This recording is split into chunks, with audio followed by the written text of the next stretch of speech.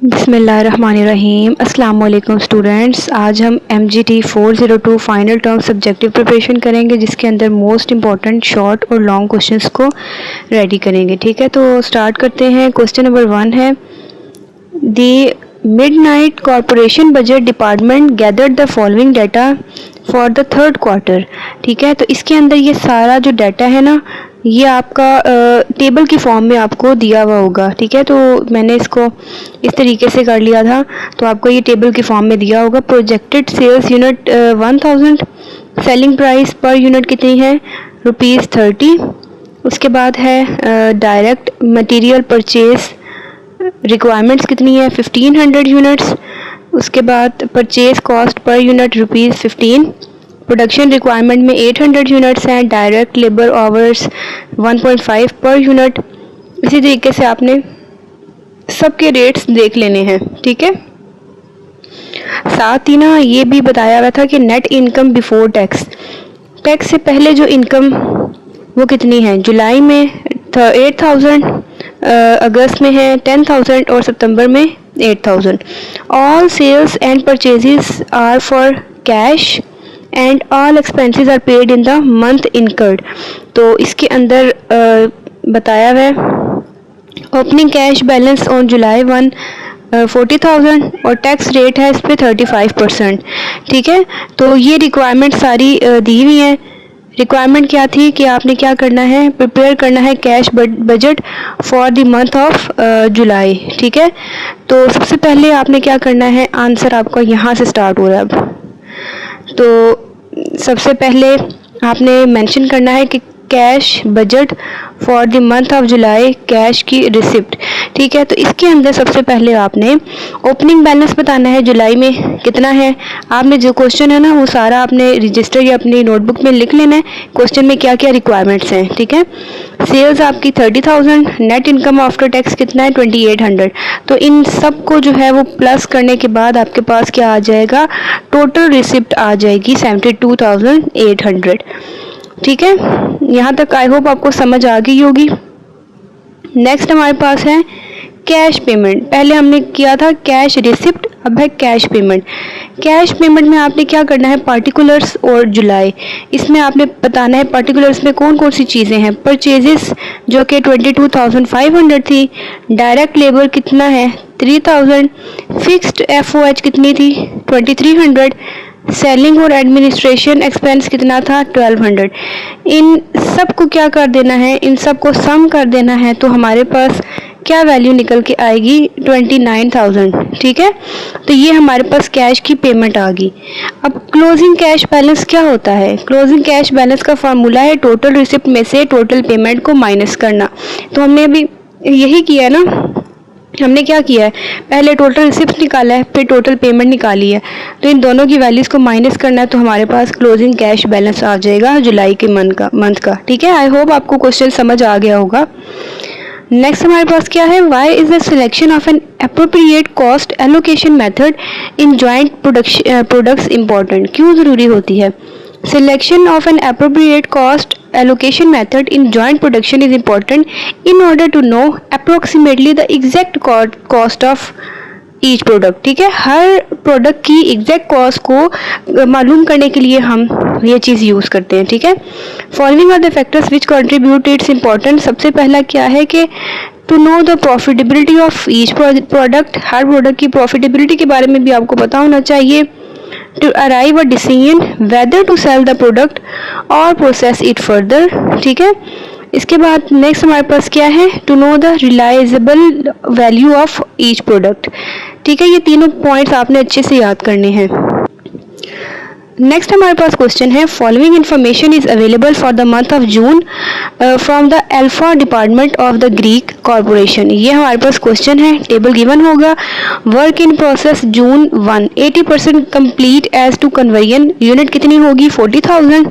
ठीक है, इसके बाद सेकंड में क्या है, स्टार्टेड इन जून, इसमें 1,65,000 और वर्क इन प्रोसेस जून 30।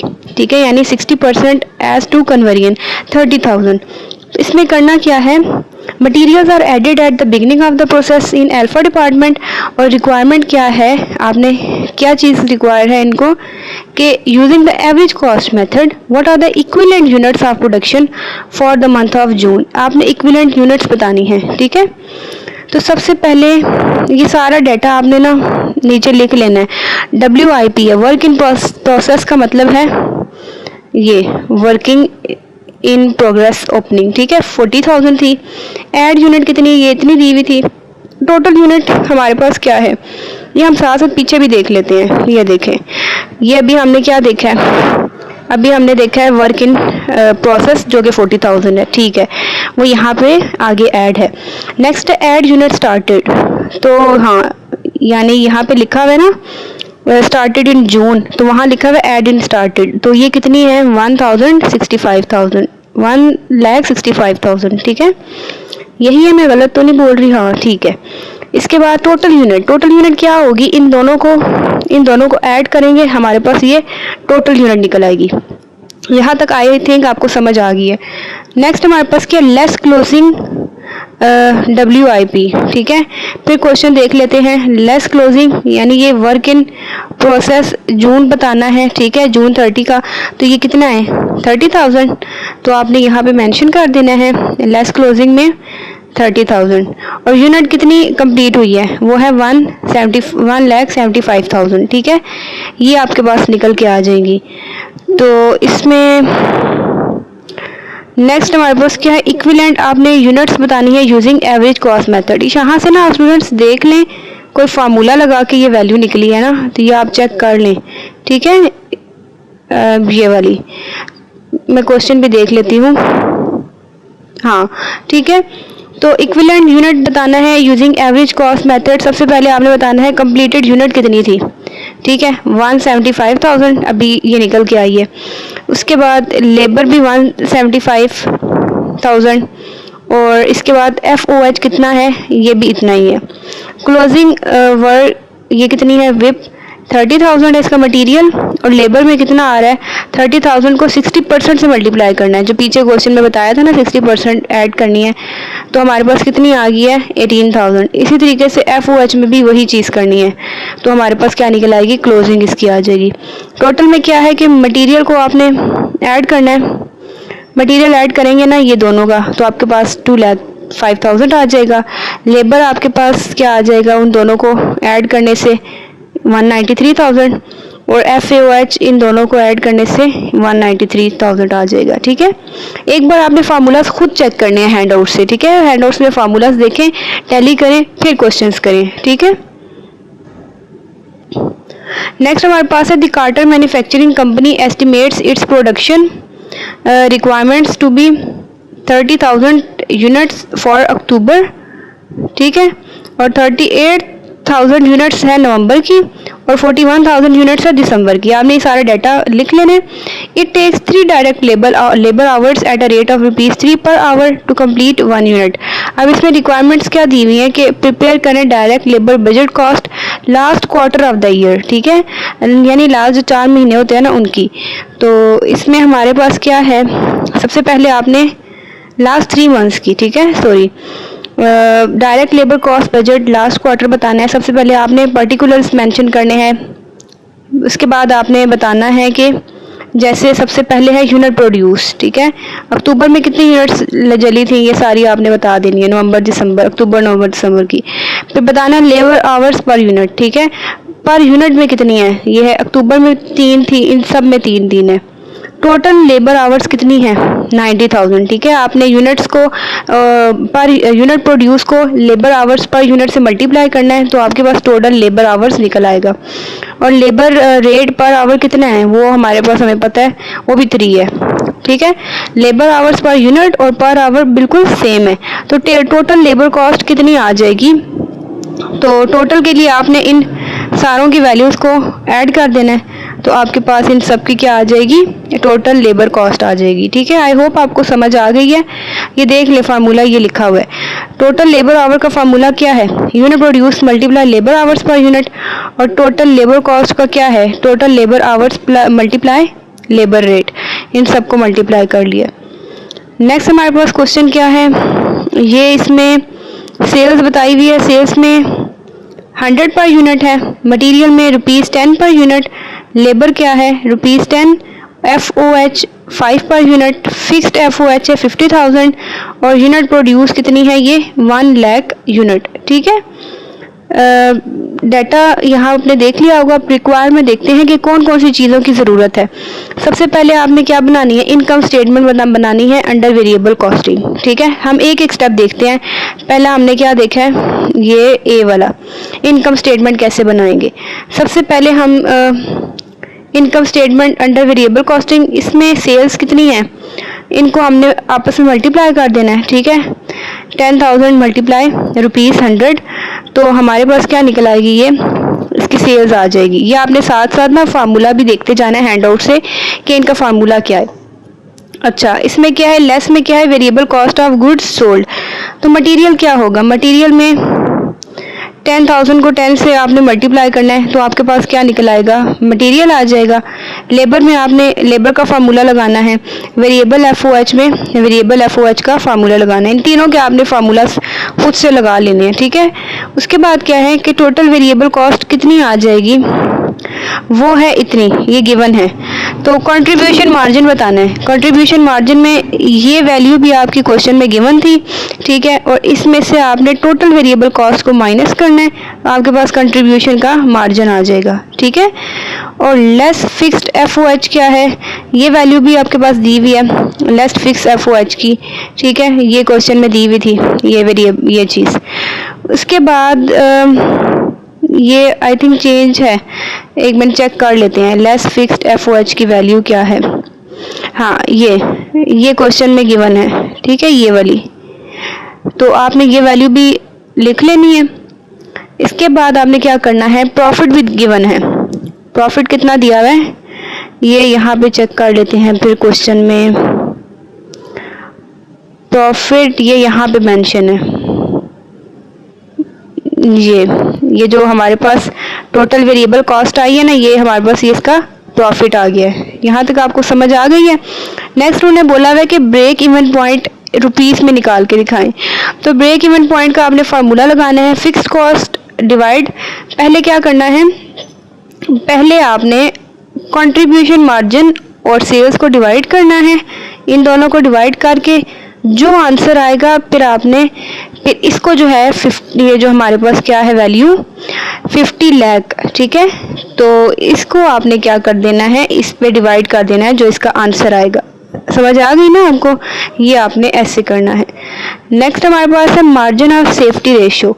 सबके फार्मूलाज बहुत अच्छे से तैयार करें, लाजमी नहीं यही क्वेश्चन बिल्कुल एज इट इज़ आ जाए, इससे मिलते जुलते ही क्वेश्चन आएंगे आपके पेपर में। बस आपको फार्मूलाज अच्छे से क्लियर हों, इसको वीडियो को एक बार वॉच करने से बिल्कुल आपका कॉन्सेप्ट क्लियर नहीं होगा। इसकी आप जितनी प्रैक्टिस करेंगे तब आपको जाके ये आपका ना सब्जेक्ट क्लियर होगा। ठीक है, अगर आप फर्स्ट टाइम देख रहे हैं, आपने बिल्कुल हैंडआउट्स को टच ही नहीं किया, तैयारी ही नहीं की, और आप ये चीज़ कहें कि आपको बिल्कुल इस वीडियो को वॉच करने से आप बिल्कुल वहाँ जाके सही कराएंगे, तो ऐसा पॉसिबल नहीं है। आपको एक बार खुद अपने हैंड से प्रैक्टिस करने की ज़रूरत है। सारे फार्मूलाज लिखें और 1-2 बार आप क्वेश्चंस की प्रैक्टिस करें। ठीक है, तो मेरे से भी गलती हो सकती है बीच में 1-2 फार्मूला में कहीं पे, तो आपने खुद भी टैली करना है।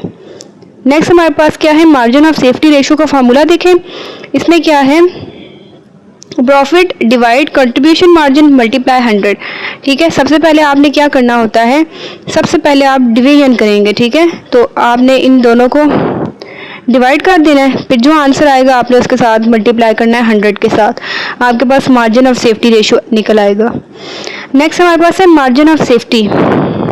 अभी हमने क्या देखा है, मार्जिन ऑफ सेफ्टी रेशियो। अब हमारे पास है मार्जिन ऑफ सेफ्टी। इसमें क्या है, इसका फार्मूला है एक्चुअल सेल्स में से माइनस करना ब्रेक इवन सेल्स को, तो ये आपके पास इसकी ये वैल्यू आ जाएगी। नेक्स्ट क्वेश्चन है, Ahmad manufacturing company's projected sales are ₹8,50,000 for the next year. तो बजटेड डाटा क्या दिया हुआ था, वो है था मटेरियल आपके पास इतना है। ठीक है, लेबर भी दिया हुआ है, FOH भी दिया हुआ है। तो ओपनिंग फिनिश गुड्स भी दी हुई थी, एंडिंग फिनिश गुड भी दी हुई थी। एडमिनिस्ट्रेटिव एक्सपेंस में है, फिक्स में 7% है सेल्स और वेरिएबल में है 6% ऑफ सेल। एक और चीज़ स्टूडेंट याद रखें कि लाजमी नहीं आपके पेपर में सेम ऐसे क्वेश्चन उठा के दे देंगे, वो टेबल की फॉर्म में देंगे, ठीक है। सेलिंग एक्सपेंस कितना है? सेलिंग एक्सपेंस में फिक्स्ड 12% ऑफ सेल और वेरिएबल में 14% ऑफ सेल। फाइनेंशियल चार्ज कितना है? 5500। टैक्स रेट 30% और रिक्वायरमेंट क्या थी कि आपने प्रोजेक्टेड इनकम स्टेट बतानी थी, ठीक है, वो बनानी थी। तो इसका आंसर है प्रोजेक्टेड इनकम स्टेटमेंट। सेल्स की कितनी है? 8,50,000, ठीक है। और हमारे पास लेस में है कॉस्ट ऑफ गुड्स सोल्ड। तो इसके अंदर ये सारा मटेरियल आपको गिवन था, ठीक है। उसके अंदर आपके क्वेश्चन में मटेरियल, लेबर, FOH, तो आपने टोटल फैक्ट्री कॉस्ट इसकी निकाल लेनी है, ठीक है। तो इसमें जो cost of goods available for sale है ना, यहाँ पे ना फार्मूला लगा है, तो आपने ये देख लेना है हैंड आउट से। और नेक्स्ट हमारे पास लेस एंडिंग फिनिश गुड्स, ये इसकी वैल्यू गिवन थी क्वेश्चन में 55,000। तो जो कॉस्ट ऑफ गुड्स सोल्ड है ना, इसकी वैल्यू आई है ये वाली, ठीक है, 2,55,000। ये क्वेश्चन में देखते हैं,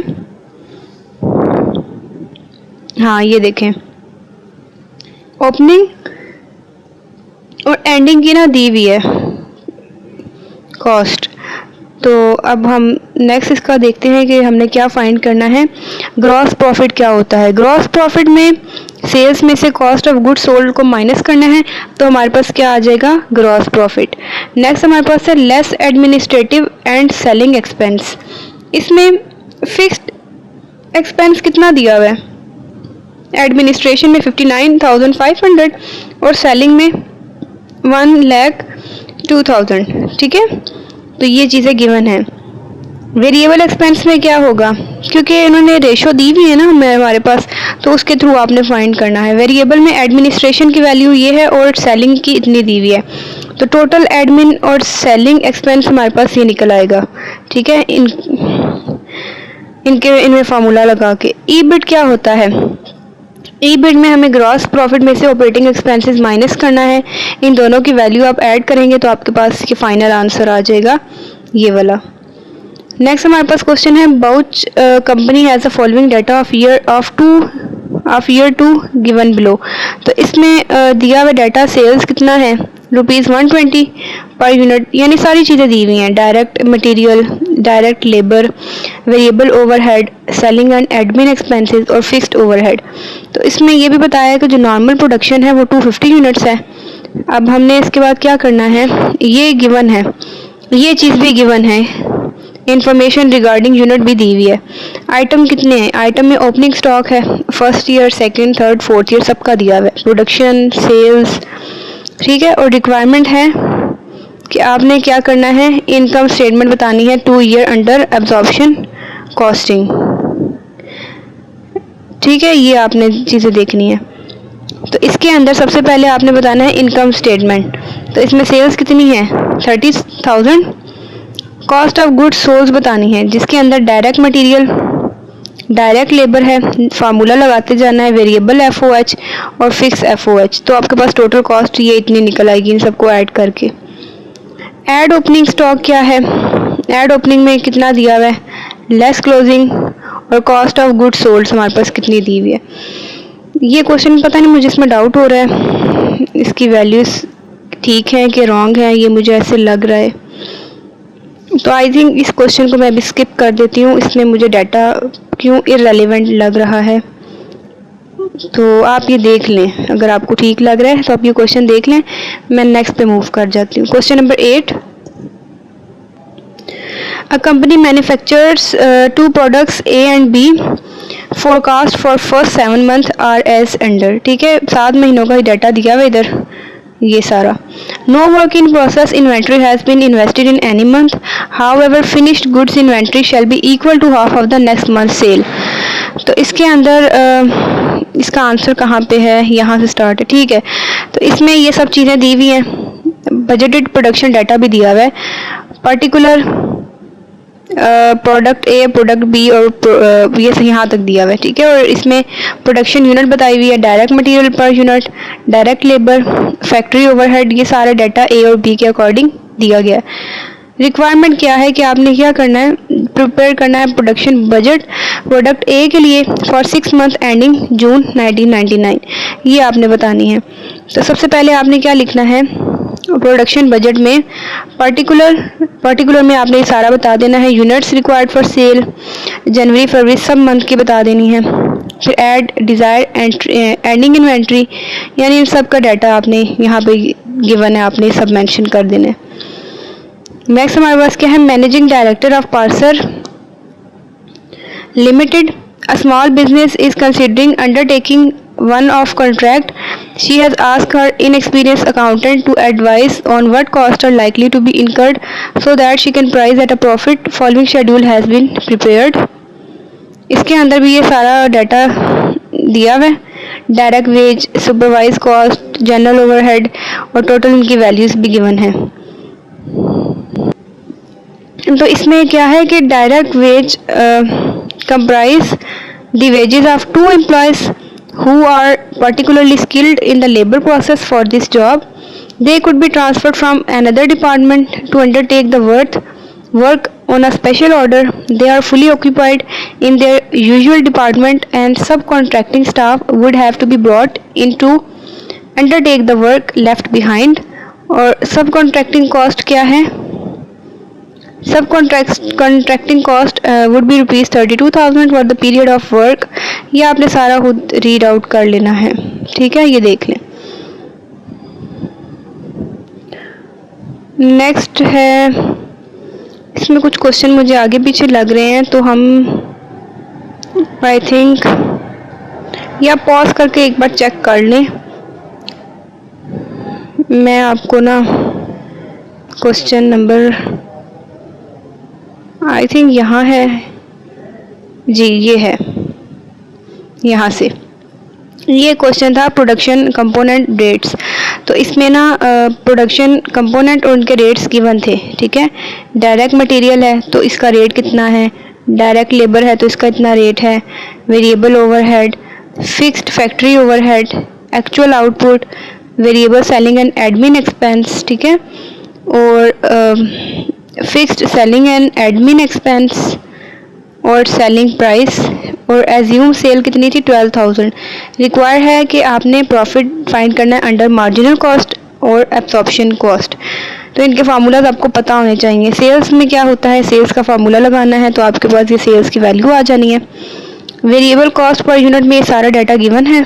डायरेक्ट मटेरियल कितना है, direct labour, variable factory overhead, variable selling and admin और total variable cost per unit 2.6, ठीक है। तो इसमें फार्मूला लगाना है, तो हमारे पास क्या आंसर आ जाएगा 3,12,000। तो ये सारे फार्मूलाज आपको याद रखने हैं, तो फिर ही आपके क्वेश्चन होंगे। प्रॉफिट अंडर मार्जिनल कॉस्टिंग, तो इसमें कंट्रीब्यूशन का फार्मूला क्या है, sales minus variable cost, values लगानी है, आपके पास आंसर आ जाएगा, ठीक है।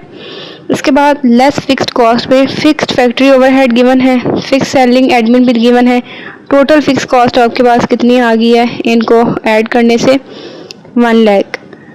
प्रॉफिट अंडर मार्जिनल कॉस्टिंग, इसका फार्मूला लगाना है, तो आपके पास वैल्यू 68,000 आ जाएगी। बी पॉइंट है कि आपने क्या फाइंड करना है, profit under absorption costing, fixed FOH rate per unit, इसमें भी आपने फार्मूला लगाना है, तो आपके पास 2.50 पर यूनिट आ जाएगी। एब्जॉर्प्शन कॉस्ट पर यूनिट में ये सारा डाटा गिवन था, तो इसमें आपने टोटल मैन्युफैक्चरिंग कॉस्ट बतानी है, वो कितनी थी 22.50 per unit. Cost of good sold का फार्मूला आपने लगाना है, तो आपके पास वैल्यू आ जाएगी 2,70,000। ग्रॉस प्रॉफिट किसके इक्वल है, तो हमारे पास ना ये ग्रॉस प्रॉफिट निकल आएगा, ठीक है। नेक्स्ट है सेलिंग एडमिन एक्सपेंसेस, तो इसमें आपने क्या करना है, वेरिएबल SA और फिक्स्ड SA की वैल्यू, इसमें आपने फार्मूला लगा के वैल्यू निकाल देनी है।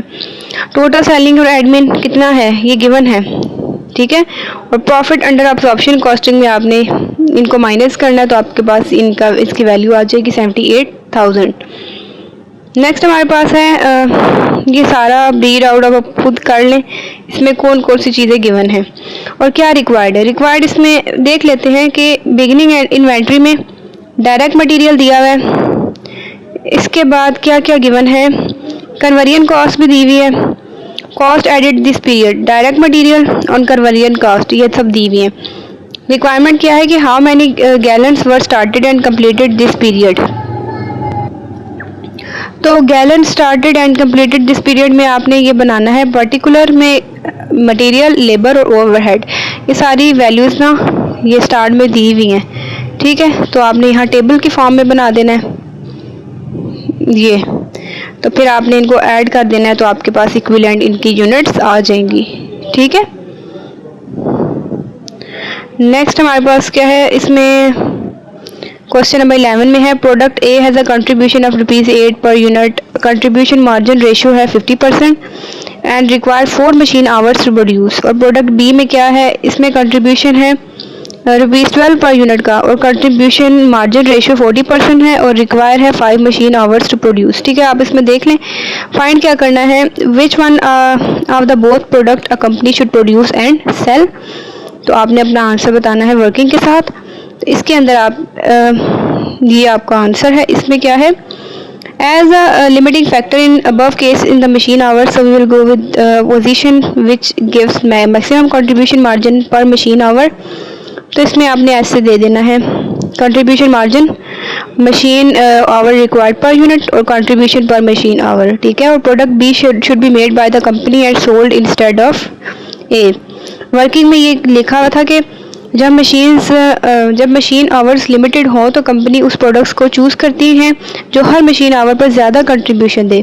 प्रोडक्ट बी हर घंटे ₹2.40 कमाता है जबकि प्रोडक्ट ए सिर्फ ₹2.0 कमाता है, इसलिए प्रोडक्ट बी बेस्ट चॉइस है। नेक्स्ट हमारे पास है question number 12, Liberty Pizza's delivery to the housing societies near Gulberg. The company's annual fixed cost are ₹4 lakh. The sales price of normal size pizza is ₹100 and it costs the company ₹60 to make and deliver each pizza. Requirement क्या है कि आपने break even sales find करनी है rupees और units में, और आपने बताना है कितने पिज़्ज़ा जो है वो कंपनी को सेल करने चाहिए ताकि वो प्रॉफिट कमाए ₹6,50,000 तक का, ठीक है।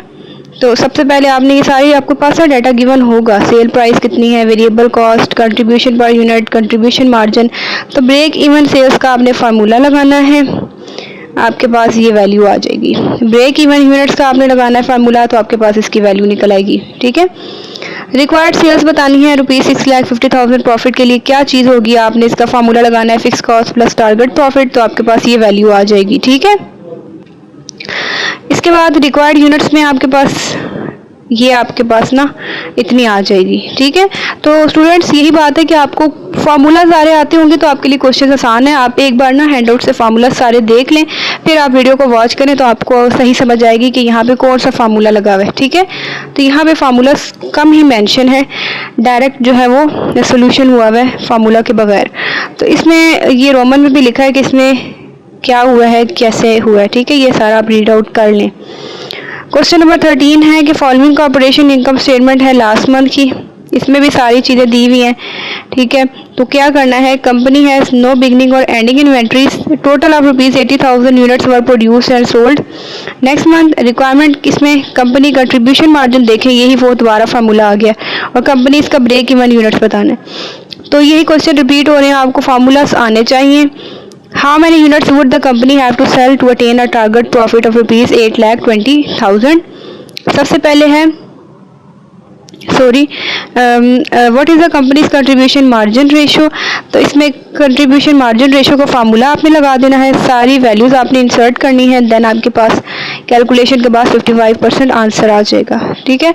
तो आप चाहें तो ये भी रीड आउट कर सकते हैं। सेकंड में क्या है, कंपनी इसका ब्रेक इवन यूनिट्स बताना है, तो इसमें ये सारी वैल्यूज़ गिवन थी। कंट्रीब्यूशन मार्जिन पर यूनिट का फार्मूला लगाया है, आपके पास 27.5 आंसर आए। ब्रेक इवन यूनिट्स का फार्मूला लगाना है, उसका फार्मूला ये होता है fix cost divide contribution margin per unit. Value insert की, आपके पास अप्रोक्सीमेटली 26,182 यूनिट्स आ जाएंगी। तो ये ब्रेक इवन पॉइंट वो पॉइंट होता है जहाँ ना प्रॉफिट होता है और ना लॉस। इस कंपनी को अपनी फिक्स्ड इस कंपनी को अपनी फिक्स कॉस्ट कवर करने के लिए 26,182 यूनिट सेल करनी होंगी। ठीक है, लास्ट पॉइंट है इसका, how many units would the company have to sell to attain a target profit of ₹8,20,000। तो सबसे पहले कंट्रीब्यूशन मार्जिन पर यूनिट का फार्मूला लगाना है, टारगेट प्रॉफिट बताना है, फिर टारगेट कंट्रीब्यूशन मार्जिन का ये फार्मूला लगाना है, वैल्यूज इंसर्ट करनी है, आपके पास ये आंसर आ जाएगा। ठीक है, रिक्वायर्ड यूनिट्स का फार्मूला लगाना है, तो आप वैल्यू इंसर्ट करोगे तो आपके पास 56,000 यूनिट्स आ जाएगा। ठीक है, तो इसमें क्या है, अगर कंपनी को 8,20,000 का प्रॉफिट चाहिए तो पहले फिक्स कॉस्ट और टारगेट प्रॉफिट दोनों रिकवर करना होगा। इसके लिए कंपनी को 56,000 यूनिट सेल करनी होंगी। नेक्स्ट हमारे पास है manufacturing company estimate its factory overhead as follows. तो ये सारा आपके पास डाटा गिवन है। Assume that the direct labour hours for January, February and March are इतनी वैल्यूज दी हुई हैं, आवर्स रिस्पेक्टिवली। रिक्वायर्ड क्या है, आपने फैक्ट्री का ओवरहेड बजट बताना है फर्स्ट क्वार्टर का। ठीक है, यानी पहले 3 महीनों का।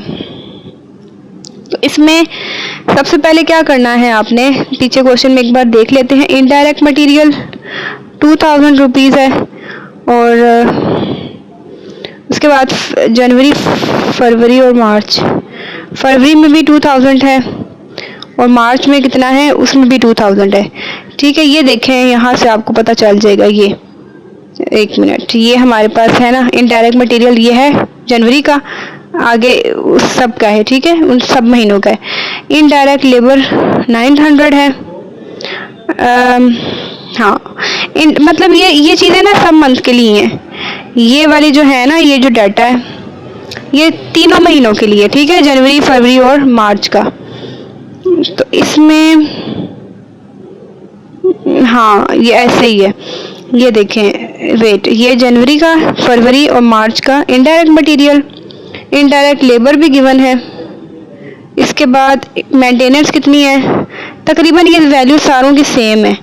कहाँ पे चेंज आ रही है, यहाँ से ना पेरोल टैक्स, ये इनका चेंज है। तो ये हम ज़रा क्वेश्चन में देख लेते हैं, पेरोल टैक्सेस में क्या है। हाँ, एक में क्या है, एक में 0 है ना, एक में 0.10 है। ठीक है, और डेप्रिसिएशन भी सबका सेम है। तो इन सारी वैल्यूज़ को ऐड करना है, तो हमारे पास क्या निकल आएगी, इन सब की वैल्यूज़ आ जाएंगी। ठीक है, इन सारों को ऐड करना है, तो आपके पास ये सारा आ जाएगा। ठीक है, तो इसका ये आप एक्सप्लेनेशन भी देख लें, ये लिखने की ज़रूरत नहीं है आपको पेपर में। नेक्स्ट हमारे पास है question number 15। Break even chart is a useful technique for showing the relationship between cost, volume and profit. Identify the components of break even chart. तो इसमें कंपोनेंट्स बताने हैं, ये हैं total cost, sales revenue, fix cost और variable cost. ठीक है, तो इनकी रोमन में डेफिनेशन दी है। फिक्स टोटल में क्या होता है, टोटल खर्च, यानी इसका फार्मूला देख लें।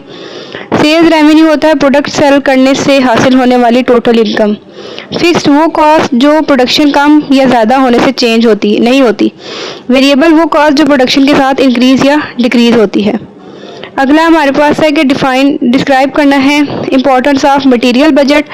तो इसमें क्या होता है कि प्रोडक्शन प्लानिंग डिपार्टमेंट क्या करता है, प्लान करता है क्वांटिटी को और मटेरियल के टाइप को, रिक्वायर्ड, और जो सेंड करता है रिक्वेस्ट परचेज डिपार्टमेंट को। ठीक है, परचेज डिपार्टमेंट फंड्स को अरेंज करती है और फिर क्या करती है, परचेज करती है मटेरियल जब रिक्वायर्ड होता है। ठीक है, और मटेरियल बजट क्यों ज़रूरी है, क्योंकि इसमें ओवर स्टॉकिंग से बचा जा सकता है, प्रिवेंट करता है shortage of material, reduce carrying और शॉर्टेज कॉस्ट, और keep fund available for timely payment to suppliers. तो स्टूडेंट्स, ये इनकम्प्लीट है सीरीज़। ठीक है, तो इसके बाद भी काफ़ी सारे क्वेश्चंस हैं, आपको जस्ट एक वीडियो से सारा पेपर नहीं कवर होगा। तो अगर आपको पार्ट बी भी चाहिए, पार्ट 2 चाहिए, तो फिर आपने मुझे बता देना है कमेंट्स में, तो आपके लिए पार्ट 2 भी रेडी हो जाएगा। ठीक है, question number 17। Garrett company sales handcrafted furniture. One item sells for ₹30 per unit. Variable cost is ₹18 per unit. Total fixed cost इतनी दी हुई है। तो रिक्वायर्ड किया आपने CVP ग्राफ बनाना है और आपने ये चीज़ कैलकुलेट करनी है। देखिए कितना इंपॉर्टेंट है, break even units in sales और रुपीज़ के अकॉर्डिंग। आंसर में सबसे पहले आपने कंट्रीब्यूशन मार्जिन पर यूनिट का फार्मूला लगाना है, वैल्यूज इंसर्ट करनी है, आपके पास आंसर आ जाएगा 12 पर यूनिट। फिर break even point in unit का फार्मूला लगाना है, वैल्यूज इंसर्ट करनी है और आपके पास 5000 यूनिट आ जाएगा। ब्रेक इवन सेल्स में भी ऐसे ही करेंगे आप। प्रूफ में क्या है, ये सेल्स गिवन है, लेस वेरिएबल भी दिया हुआ है, कंट्रीब्यूशन भी दी हुई है।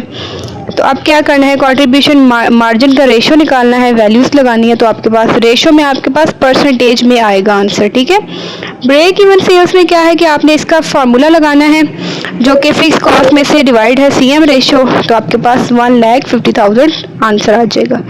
आई होप आपको समझ आ रही होगी। दो ये मेरा सब्जेक्ट तो नहीं है, बट ये है कि आपको थोड़ी बहुत समझ आ ही रही होगी, ठीक है। तो textile company anticipate the following unit sales during the 4 month of 2008। तो ये आपके पास गिवन है, ठीक है, मंथ्स और सेल्स यूनिट किस मंथ में कितनी सेल हुई। और कंपनी क्या करता है, company maintains ending finish goods inventory at 60% of next month sales. Opening inventory on April 1 में कितनी है, 12,000 यूनिट्स। तो रिक्वायर्ड क्या है, आपने प्रोडक्शन बजट बताना है सेकंड क्वार्टर का, ठीक है, सेकंड क्वार्टर यानी कि अप्रैल मई जून, ठीक है। तो सबसे पहले ये सारी चीज़ें आपके पास गिवन थी, ये आपने सब ऐड कर देनी है। देख लेते हैं पीछे, हाँ 20, 30, 25 और 40, हाँ ठीक है। एंडिंग इन्वेंट्री, तो ओपनिंग कितनी है, 12,000 है, एंडिंग में 60%। तो ये आपने सारी ना ये कैलकुलेशन से निकालनी है, ठीक है, ये आपने कैलकुलेट की, ये तो आपके पास गिवन है, ठीक है। तो टोटल आपके पास ये आ जाएंगी, ये आपको रुके मैं आपको बताती हूँ। ये देखें, ये अप्रैल मई जून, इनमें सेल्स यूनिट और एंडिंग इन्वेंट्री को ऐड करना है ना, तो आपके पास फिर ये टोटल रिक्वायरमेंट्स ये निकल के आएंगी, ठीक है। और लेस ओपनिंग इन्वेंट्री, ये मेरे ख्याल है गिवन है, देख लेते हैं। ये एक में गिवन है 12,000, मई में कितनी है 18,000। तो ये आप एक बार ना इसमें देखें कि जो लेस ओपनिंग है ये इन्होंने किस तरीके से निकाली है, ठीक है। तो फिर आपके पास प्रोडक्शन रिक्वायरमेंट आ जाएगी इनकी। नेक्स्ट ये देख लें, बल्कि हाँ ये फार्मूला लिखा हुआ है, प्रोडक्शन बजट का फार्मूला है, प्रोडक्शन किसकी इक्वल है, sales plus ending inventory minus opening inventory. इस हिसाब से आपके पास अप्रैल मई और जून की निकल के आई हैं, ठीक है। ये आप देख लें, ये जो लास्ट में आया है ना, ये किस तरीके से आया है, ये फार्मूला लगा हुआ है, तो आपने फार्मूला अच्छे से याद करना है। बाकी क्वेश्चन है कि managers of a firm are in the process of deciding whether to accept or reject a special offer for one of its product, a cost that is not relevant to their decision is variable overhead. ये देख लें, I think ये question है, इसका answer है, ये भी आप देख लें, ठीक है। क्वेश्चन नंबर 20 में क्या है, Basit Ali company produces and sells Mecca cola to retailers, the cola is bottle. अच्छा, इसमें भी सारी वैल्यूज गिवन है। रिक्वायर क्या है, ब्रेक इवन सेल्स और प्रोजेक्ट इनकम स्टेटमेंट। देखिए ब्रेक इवन बार बार आ रहा है, तो ये इसको तो आपने निगलेक्ट नहीं करना, ठीक है। प्रोजेक्ट इनकम बतानी है, तो सबसे पहले आपको क्या रिक्वायर है कि आपने कंट्रीब्यूशन मार्जिन का फार्मूला लगाना है, आपके पास कंट्रीब्यूशन मार्जिन की वैल्यू आ जाएगी। फिर कंट्रीब्यूशन टू सेल्स रेशो, इसका फार्मूला लगाना है, वैल्यू निकल आएगी। फिक्स कॉस्ट का फार्मूला, तो इसकी वैल्यू 12,180 आ गई। ब्रेक इवन सेल्स का फार्मूला लगाना है, fix cost over CS ratio, तो इसकी भी वैल्यू आ गई। तो जो प्रोजेक्ट इनकम स्टेटमेंट है वो कुछ इस तरीके से आपकी रेडी हो जाएगी। फार्मूलाज मैं बार बार कह रही हूँ, आप बहुत अच्छे से रेडी करें, इसके बगैर आपके क्वेश्चन इनकम्प्लीट हैं, आपके MCQs भी इनकम्प्लीट हैं, ठीक है। फिर हमारे पास आ गया टेक्सटाइल वाला क्वेश्चन, तो ये भी आप देख लें, ठीक है। ये अब आप खुद ये खुद आप इसको भी चेक कर लें, ठीक है। फार्मूलाज आते होंगे तो फिर ही आपके पास ये ऐसा आंसर आएगा, ठीक है। तो ये आप अब क्वेश्चंस वीडियो को पॉज करके ये सारे आप देख लें, ठीक है। तो ये फार्मूलाज इसमें कुछ कुछ लिखे हुए हैं, जब तक आपको फार्मूलाज नहीं पता होंगे ना तो आपके क्वेश्चंस कंप्लीट नहीं है। सारे फार्मूलाज अच्छे से याद कर लें, ये यहाँ तक।